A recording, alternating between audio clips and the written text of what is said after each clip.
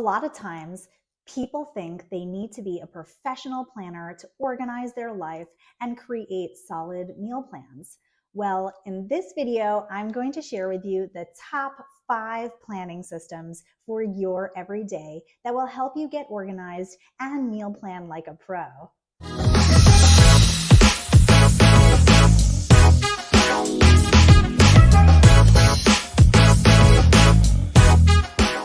Hi everyone, my name is Marissa Beck and I am a registered dietitian nutritionist and founder of Rev Health. I love helping people improve their everyday nutrition. When I'm not counseling clients one-on-one or doing corporate classes, I am on this channel posting some of my favorite recipes and nutrition tips so that you can learn how to rev up your health and nutrition too. In today's video, I am going to get in depth about each of my favorite organizing and planning systems that really help keep my head in the game and meals on the table every single day. I'm going to admit I do have a slight obsession, huge obsession with organization and planning, but not because I'm Little Miss Neat over here. I'm not. It's actually because, like most people, I just have a million things to do every day, and I rely on a planning system to get things done. So today I'm going to walk you through some of my favorite planning systems for organization, and this relates to meal planning big time, because being able to locate something like a can of tomatoes in your pantry when you need it, that can make or break the meal. Knowing that you have a backup plan in your freezer when you have a late work night, that's money, literally. Getting meals on the table feels so great when you know you have ingredients in your home to both prep and cook those meals.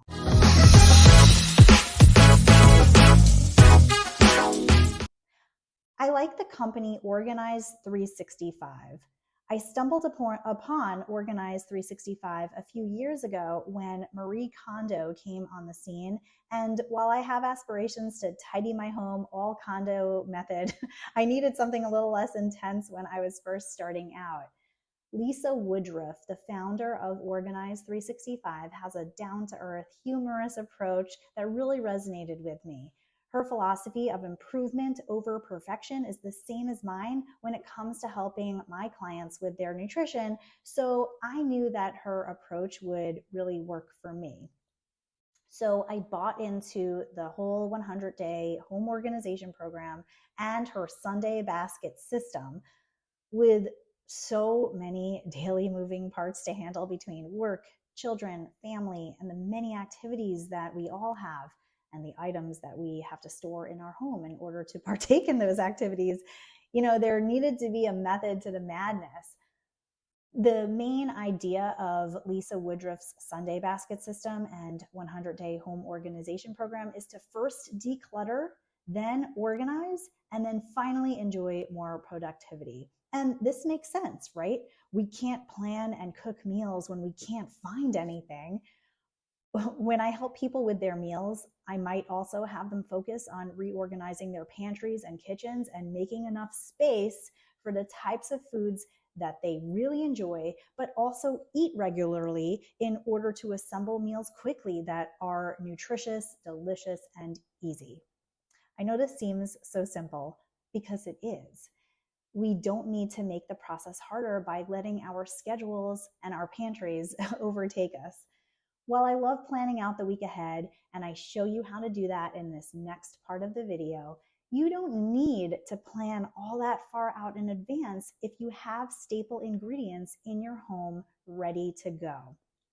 But planning in advance for everything, not just meals, is so essential toward reaching big health goals and also little goals like putting together a midweek work from home lunch.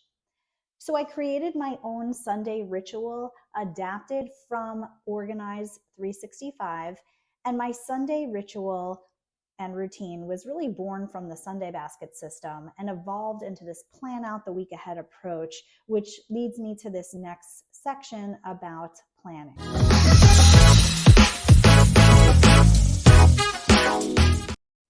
Okay, so let's start with your digital calendar. Usually people use Microsoft Outlook and Gmail, and then they link it to their smartphone calendar. This is your master calendar. Your digital calendar is so easy to edit and move pieces around effortlessly. If you have family to manage, your digital calendar will contain all calendars of each family member. I really like using color coordination for ease. And there's no need to share calendars. Of course, you can if you wanted to, but without sharing, this method of color coordination works best when your work and personal get their own color, as well as each family member and support role, such as if you have babysitters and grandparents that are helping you each week. Then you can easily see from a bird's eye view what everyone needs to do. I will also color code dinner so I can map these out in my master calendar as well, but more on that in a little bit. Okay, so you'll also want to provide all the details. While the photo that I share here doesn't show locations and names for privacy, my Outlook calendar contains these essentials plus details in the notes section that are relevant to that event. As an example, a doctor's appointment might want to have a list of specific questions in the notes. And then as you think of those questions for the appointment, just write them directly into the event. Easy. Recurring events. So at the start of each trimester, I will create recurring events such as school, work, activities, and then just delete the ones where there are holidays or vacations. This especially helps if you are pairing Outlook with a written planner, and I recommend both.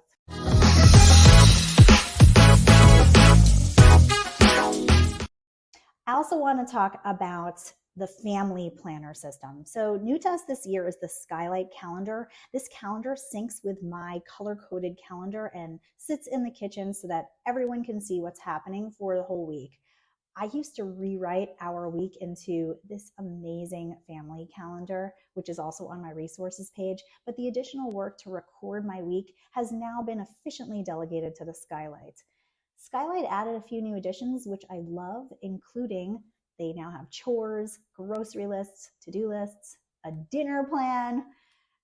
Our Skylight sits on a ledge that's really easily accessible to the little ones so that they could just go ahead and type in their chores. So a little tangent on that, I could not get my kids to pick up their laundry off the ground for the life of me. I go and place this Skylight frame out in the kitchen, and when they saw their color-coded name, they suddenly felt this intrinsic drive to complete their family responsibilities and pick up their laundry. So let's see if this lasts. I hope so. Chores for kids is its own monster, and I am no expert, but I have found success in the kitchen by including my kids. And my main tip is that when they have control over the task and when they are able to figure out when they want to do it, then they're more likely to get it done. As an example, my younger child has chosen this week to unload the dishwasher. She typed it into her chore list and checked it off when it was completed. And honestly, I just really think it's a fun way to create ownership with some of these digital systems. So that's the Skylight calendar, the all-in-one smart family calendar. I also like that Skylight has an app where I can add my groceries on the go if I'm thinking of something. And then when I'm back in the kitchen, not near my phone, I can enter an item into the frame and those items will sync up on my app. So that this way, when I'm not in the store, I no longer need to bring my large paper grocery list and pencil with me. I can just refer to the app. Honestly, I know that there are many apps that already do this, but what I love about this one, the Skylight one, is that I can be in my kitchen and type in a grocery item when I think of it without the requirement of my cell phone being nearby. It's the little things, right?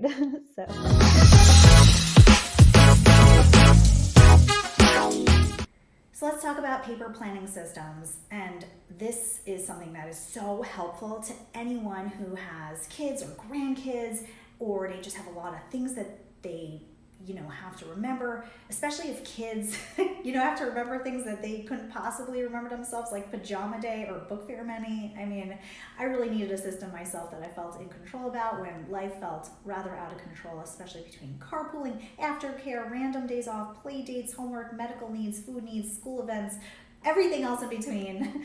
So I had to create best practices for planning. And I use a Passion Planner, my written planner, where I use the Outlook. Remember, Outlook is the master calendar, so it'll tell you what's in store for the week ahead and if any changes are made.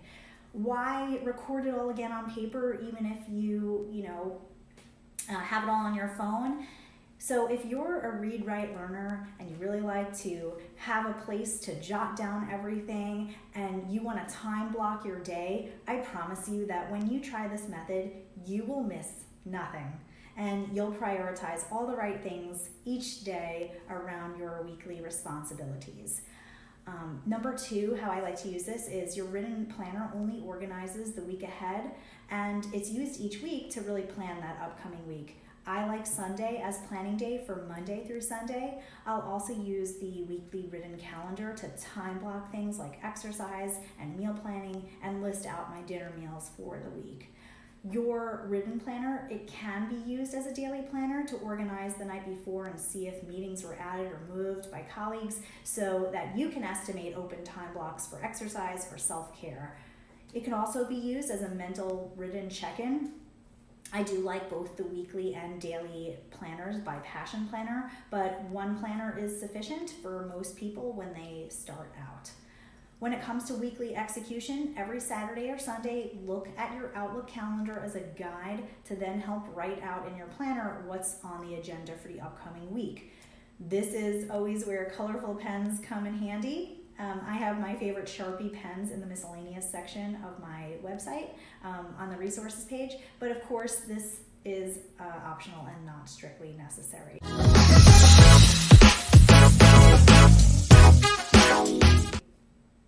All right, so when we think about how to tie this all together with meal planning, I wrote a post about my 5-step approach to meal planning to get started, but I really also want to share that when the weekly responsibilities are accounted for, when we know what to expect because we've planned the week out ahead, when your freezer and your fridge and your pantry and kitchen spaces are clean and ready for use, then meal planning isn't this insurmountable obstacle. Going to the grocery store will feel so purposeful, like you're on a mission, and you'll be able to get the items that you know you need in order to make your meals or replenish items that are running low. Meal planning really becomes integrated into the weekly execution of planning so that it doesn't feel like yet another responsibility because you're already planning your week ahead for yourself and your family members. If you do want additional support, that is what I do. So happy to help you. Reach out anytime and we can have a discovery call together to see how you could get started.